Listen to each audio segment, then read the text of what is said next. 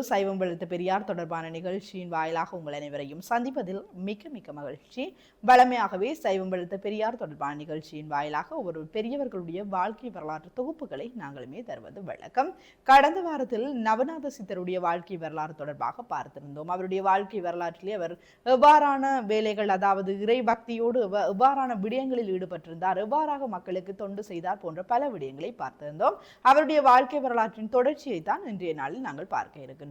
நவநாத சித்தர் தொடர்பாக குறிப்பாக பார்க்கின்ற போது அவர் ஒரே நேரத்தில் பல்வேறு இடங்களில் காட்சி அளிக்கக்கூடிய ஒருவர் என்று நாங்கள் சொல்லிக்கொள்ள முடியும்.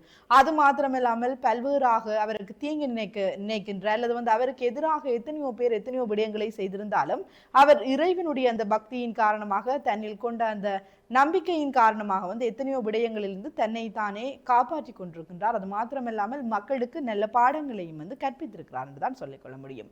குறிப்பாக இவருடைய இந்த சித்து வேலைகளை பார்க்கின்ற போது நாங்கள் ஏற்கனவே பல விடயங்களை பார்த்திருந்தோம்.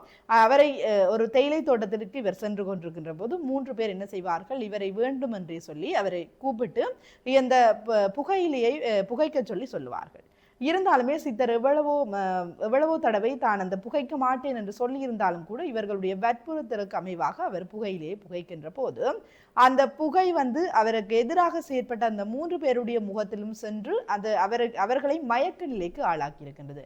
பின்னர் அவர்களை தேடி எத்தனையோ பேர் அலைந்திருக்கிறார்கள் போன்ற பல்வேறு விடயங்களை நாங்கள் அறிந்திருக்கின்றோம். இவ்வாறாக சித்தர்களுக்கு அல்லது இறை பக்தர்களுக்கு நாங்கள் எதிராக செயற்படுவோமானால் அந்த வினைகள் எங்களையே தாக்கக்கூடியதாக இருக்கின்றது.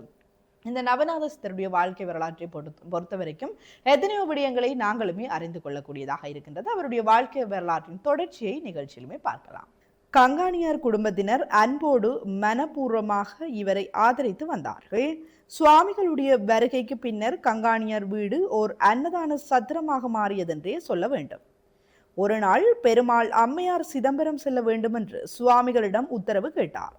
சுவாமிகள் ஆசியுடன் அனுப்பி வைத்தார். அம்மையார் சிதம்பரம் சென்று ஞான பிரகாசத்தில் தீர்த்தமாடி சிதம்பரம் சென்று துதிப்பதற்காக சுவாமிகளால் கொடுக்க பெற்ற உருத்திராக்க மாலையை தேடினார். அதனை காணவில்லை. வீட்டில் மறந்து போய் வைத்துவிட்டு வந்துவிட்டார். கண்கள் மூடியபடி கைகள் கூப்பிய வண்ணம் நவநாத சித்தரை நினைத்து உருகினார். உருத்திராக்க மாலை கைகளில் விழுந்திருக்க கண்டார். நவநாத பெருமான் புறந்திரிந்து கருணை பாலிப்பதை உள்ளுணர்ந்தார் அம்மையார். இதனை நினைத்து இவர் உள்ளம் உருகினார். சுவாமிகளுடைய மிக நெருங்கிய பக்தர்களுள் திருக்கடம்பத்துறை அன்பர் சி குருசாமியும் ஒருவர். குருசாமி அவர்களுக்கு சுவாமிகளுடைய தொடர்பு ஏற்பட்டதன் பின்பு கொல்லிமலை சித்தர்களை பார்க்க வேண்டும் என்ற ஒரு ஆசை எழுந்தது. அந்த ஆசையை சுவாமிகளிடம் கூறினார். அமாவாசை தினத்தன்று ஒரு நாள் இரவு 2 மணிக்கு கொல்லிமலை வருமாறு சுவாமிகள் குருசாமியை அழைத்தார்கள். இந்த அமாவாசை இருட்டில் எப்படி செல்வதென்று குருசாமி தயங்கினார். ஆயினும் சுவாமிகள் மீது கொண்ட நம்பிக்கையில் சுவாமியை பின்தொடர்ந்தார். குருசாமியின் தயக்கத்தை உணர்ந்த சுவாமிகள் குருசாமியின் வலது கையை தனது இடது கையால் பற்றி கொண்டு கண்களை இறுக மூடிக்கொள்ளுமாறும் திறக்க சொல்லும் போது திறக்க வேண்டும் என்றும் அருளினார். 2-3 நிமிடங்களுக்குள் கண்ணை திறக்க சொன்னார். சுவாமி குருசாமி கண்களை திறந்தார். என்ன ஆச்சரியம்! கொல்லிமலை உச்சியில் தாம் இருப்பதை உணர்ந்தார். சுவாமிகள் பெரியதொரு பாறாங்கல்லை இலகுவாக கையால் அகற்றி உள்ளே அழைத்து சென்றார். 7 சித்தர்கள் ஆழ்ந்த சமாதியில் இருப்பதை கண்டு தரிசித்தார்கள். சித்தர் ஊரைக்கரை, கோம்பை முதலிய இடங்களில் பக்தர்களுடைய வழிபாட்டுகளாகினர். அங்குள்ள மக்கள் அபிஷேகாதிகள் செய்தே சித்தரை உபசரித்தார்கள். ஆலத்துடையான்பட்டி ராமசாமி ரெட்டியார் திருப்பணி செய்துள்ள பெருமாள் கோயில் கிணற்றில் அதிக ஆழத்திற்கு வெட்டியும் நீரின்மை சித்தரிடம் தெரிவிக்க சித்தர் ஓர் சக்கரத்தை தகட்டில் வைத்து கிணற்றிலிடச் செய்தார். இவ்வாறு ராமசாமி ரெட்டியார் செய்ய கிணற்றில் நிரம்ப நீர் ஊறி வந்தமை ரெட்டியார் ஒரு விழாவாக கொண்டாடினார். சுவாமிகளை வைத்துக்கொண்டே கும்பாபிஷேகத்தை வெகு விமர்சையாக நிகழ்த்தினார். இவ்வாறு பார்க்கையிலே இவர் மக்களுக்காக பல உதவிகளை செய்த ஒருவர் என்று கூட நாங்கள் சொல்லிக்கொள்ள முடியும். மக்கள் எவ்வளவோ இன்னல்கள் அல்லது போராட்டங்கள், தாங்கள் எத்தனையோ விடயங்களை அடைய விரும்புகிறார்களோ அதனை நினைத்து இவரை வணங்குகின்ற போது நிச்சயமாக அது கிடைக்கப்பெறக்கூடியதாக இருக்கின்றது. எங்கோ ஒரு இடத்திற்கு சென்று உத்திராக்கமாலையை தன் மறந்து போய்விட்டு வந்துட்டேன் என்று சொல்லி நினைக்கின்ற போது, அவரை நினைத்து வழிபடுகின்ற போது, நவநாத சித்தரை நினைத்து வழிபடுகின்ற போது அந்த உருத்திராட்ச மாலை கையில் இருப்பதை காணக்கூடியதாக இருக்கின்றது. அது மாத்திரமில்லாமல் இவர் செய்த அந்த அற்புதங்களில் ஒன்றாக நாங்கள் அந்த கிணற்றை இறைக்கின்ற போது நீர் இல்லாத ஒரு கிணறாக இருந்திருக்கிறது. ஆனால் இவர் சொன்ன அந்த விடயத்தை செய்கின்ற போது நீர் ஊற்றெடுத்திருக்கின்றது. இவ்வாறாக பல விடயங்களை நாங்கள் சொல்லிக்கொண்டே செல்லலாம். நவநாத சித்தருடைய அந்த சித்து தன்மைகள், அது மாத்திரமில்லாமல் மக்களுக்காக செய்த உதவிகளை நாங்கள் பலவற்றை சொல்லிக்கொண்டே போகலாம். அவர் இறந்தும் இன்றும் பல காலமாக நாங்கள் பேசிக் கொண்டிருக்கின்றோம், அவரை பற்றி நினைத்து கொண்டிருக்கின்றோம் என்று சொன்னால், அவர் செய்த அந்த அற்புதங்கள், மக்களுக்காக செய்துள்ள உதவிகள் ஏராளம் என்று நாங்கள் சொல்லிக்கொள்ள முடியும். இவ்வாறாக இருக்கின்ற நவநாத சித்தருடைய வாழ்க்கை வரலாற்றை தொடர்ச்சியாக பார்க்கலாம்.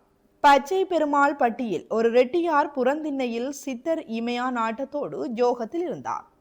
ரெட்டியாருக்கு சுவாமிகளை கண்டால் பிடிக்காது, எல்லோரும் வெளிவேடம் போடுகிறார்கள் என்பது அவரது எண்ணம். ஒரு உண்மை மகானை உண்மை மகானால் தான் புரிந்து கொள்ள முடியும். புறத்திண்ணையிலேயே ஒருத்தர் செத்த ஆடு விழிப்பது போல் விழித்து வேஷம் போடுகிறார் என்று ரெட்டியார் வீட்டில் உள்ளோருக்கும் போவர் பெறுவோர் எல்லோருக்கும் பரிகாசம் கூறினார்கள். அவருடைய பரிகாசம் பேச்சளவில் நின்று விடவில்லை, சேலும் இறங்கியது. சித்தருடைய தலையில் ஒரு கொள்ளிக்கட்டையை கொண்டு வந்து வைத்தார். சித்தர் இதனை சிறிதும் பொருட்படுத்தாது உணர்வு பெறப்பெறாதவராய் இருந்தார். இதனை உணர்ந்த மற்றொரு ரெட்டியார் சிரத்தில் இருந்த கொள்ளிக்கட்டையை அகற்றி சித்தரை வணங்கி நின்றார். சித்தர் விழித்தார். எதிரே நின்றவரை பார்த்து, என்னப்பா என்றார். சுவாமி, இந்த வீட்டு ரெட்டியார் உங்கள் தலையில் நெருப்பிட்டார், அதனை அடியேன் அகற்றினேன் என்றார். அப்படியா? அவர் மிக நல்லவர் என்று சித்தர் அகன்றார். அக்குடும்பமே இருந்த இடம் தெரியாது அழிந்து போனதை யாவரும் அறிவர்.